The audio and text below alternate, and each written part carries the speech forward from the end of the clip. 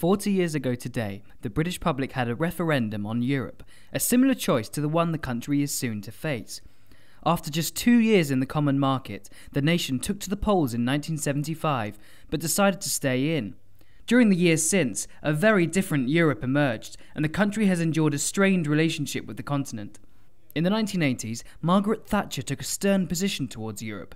With the UK paying an unfairly high contribution to the European budget, she won a famous rebate in 1984 after threatening to halt payments. Britain later joined the European Exchange Rate Mechanism, or ERM, in 1990, which was a forerunner to a larger currency union.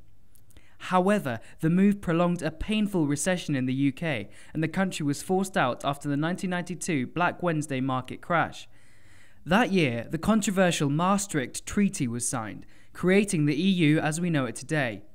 It passed through Parliament despite strong opposition, though Britain opted out of the treaty's single currency and social chapter on workers' rights. At the turn of the century, tensions grew when France upheld an illegal and harmful ban on British beef. The ban, which had come into place amid fears over mad cow disease, had been lifted by Brussels, but it took 3 years for France to follow suit. The most recent treaty, of Lisbon, was signed in 2009. The treaty created a European president, handed greater power to Brussels, and signalled a new chapter for the EU, a very different entity from the one Britain voted on 40 years ago. With another referendum upon us, Europe now dominates the political agenda once more.